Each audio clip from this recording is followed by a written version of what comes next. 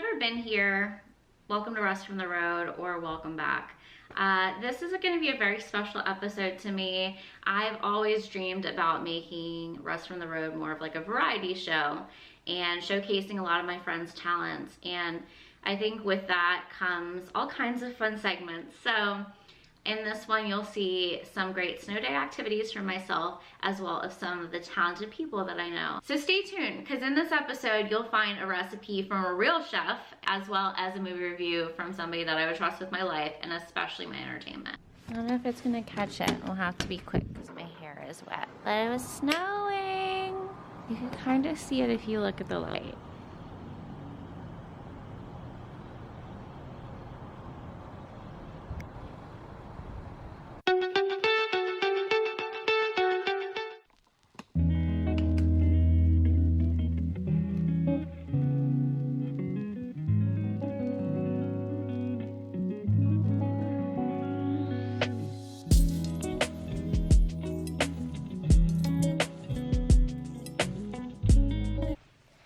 Giving snow glow.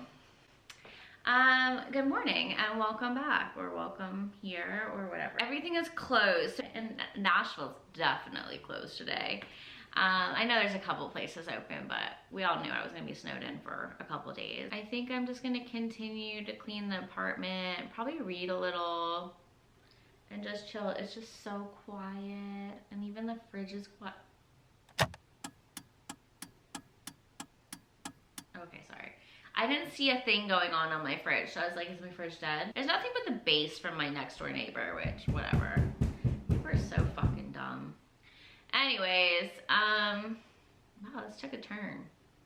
It's all the caffeine, no food kind of thing. But I just wanted to check in because it's so cozy. And I'm just excited to have a nice, peaceful week. Dear Lord, God, Mother Mary, anybody, if somebody just wants to send me like 5 grand, that would make me feel a lot better. Love you so much, bye.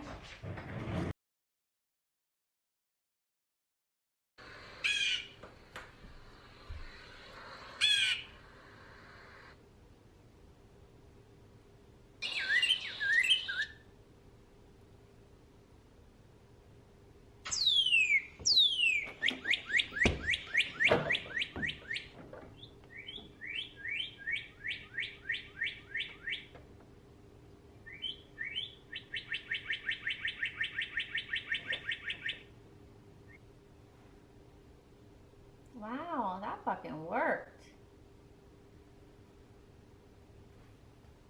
That was crazy. Alright,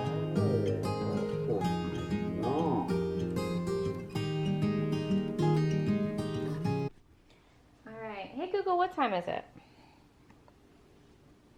Hey Google, what time is it? He's sleeping. Alright, it's 2:56 p.m. Looks like the snow is slowly starting to let up. Hi, bird!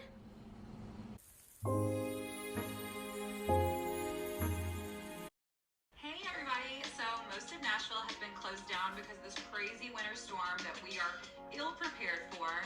But today I've got to get out of the house, at least briefly, before the next round of snow hits us at 4 o'clock. So I'm going to go support some of our amazing partners in downtown Franklin that carry Log Still Distillery, gins, and whiskeys. And I want to share these guys with you all so that as soon as your own driveway is cleared, you can make sure and support these amazing local businesses. It's always the independent places that suffer the most, and most of these guys have been closed several days this week. So make sure that you go visit them, eat some of their delicious food, and have some amazing Log Still products ASAP. Lucky for me, the Log Still Jeep has 4-wheel drive because it was definitely needed. My first stop of the day was to warm up at Coolachino, where the incomparable Caitlin made me a delicious Negroni.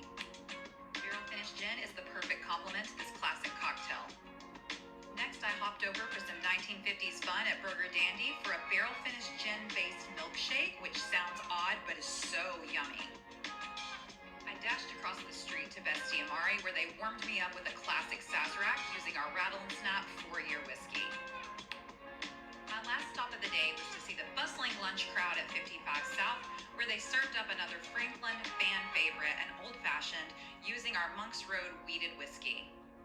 Support your local restaurants and don't forget to tip.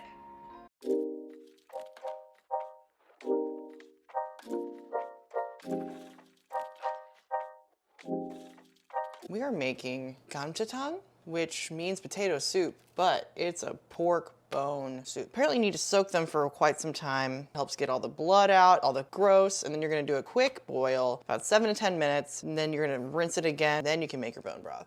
Ginger, onion, put a couple chilies in there because I want this to be kind of spicy. Garlic, dried shiitake, and doenjang, of course, because you gotta have that. A bing, bing, bing. We're going for an hour and a half simmer over here. If you're wondering what happened to my hand, I'm a dumb idiot, and I was cooking something kind of wet in oil while wearing a swimsuit in Mexico, and I got splatter burns all over my hand and my chest. And I look really cool, like a fucking dinosaur. Gochugaru, gochujang. And then I don't have fish sauce, so what I do have here is a Japanese style soup situation, and that has some tuna, like bonito in it. So we're gonna add a little of that. Then you want to tuck your little potatoes, your little cabbages, your little pak choys, your scallions, add your seasoning paste. Damn, hot mama. This looks fucking dope. Sexual. Ole, yeah. You know, the hardest part about cooking and being domestic is cleaning up after yourself. I don't know how y'all do it with your kids. Because it's if I had somebody coming behind me to fuck everything up, we fight. What's been going on? Kind of it. I was just chilling today. Literally. I was starting to think about a little bit about what work I would like to do next. I really didn't get anywhere with that. So let's do some dishes, because that's what we can have a handle on, right? And I think everybody loves a speed clean moment.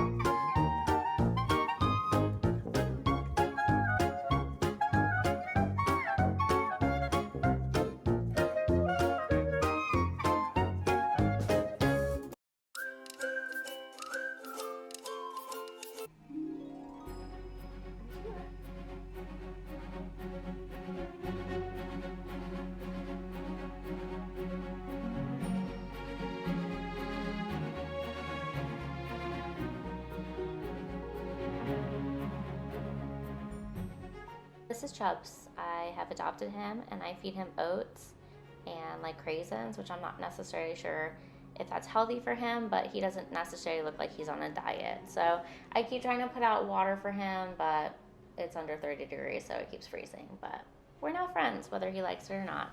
He tries to run from me sometimes, but the food always brings him back.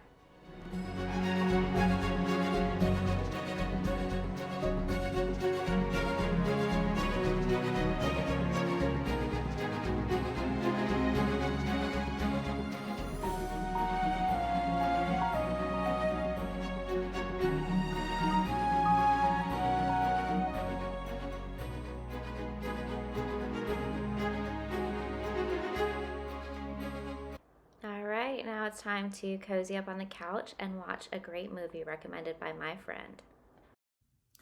We don't get a lot of snow days here in Los Angeles, but when it is all cold and gloomy and rainy outside, I love to curl up with a big fluffy blanket and watch a comfort film. And my go-to is what I feel is the most perfect movie ever made.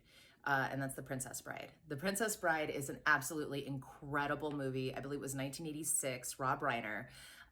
Huge ensemble cast: Cary Elwes, Christopher Guest, Mandy Patinkin, Wallace Shawn, Robin Wright Penn, Andre the Giant, Billy Crystal, Carol Kane, everybody who's amazing, absolutely amazing, was in this film. And from the art direction to the sets to the fight choreography, it's just such an incredible movie to watch. It was based off of a book written by William Goldman, who also did the screenplay. And if you read the book, it's dramatically different than the movie. I definitely will tell you, read the book. It's incredible in its own right. But this movie, there's just so much about it, the way that it flawlessly goes from comedy to action to suspense to you know, sword fights to, you know, the fire swamp. I mean, when I was a kid, I wanted to live in the fire swamp. I didn't care about the rodents of unusual size. I thought it was quite lovely, you know, the trees. Anyway, it's what I would put on. If you haven't seen this movie, you are doing yourself a disservice. If you have seen this movie and you claim that you don't like it, you're lying, or you haven't seen this movie. So go watch the movie. If you've seen it 100 times, go watch it again. I think it'll make you feel better in whatever state you might be in.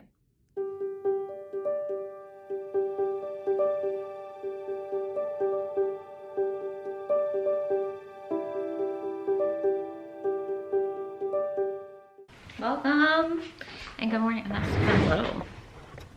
Say too low. All right. I don't know, where did the dance movement come from?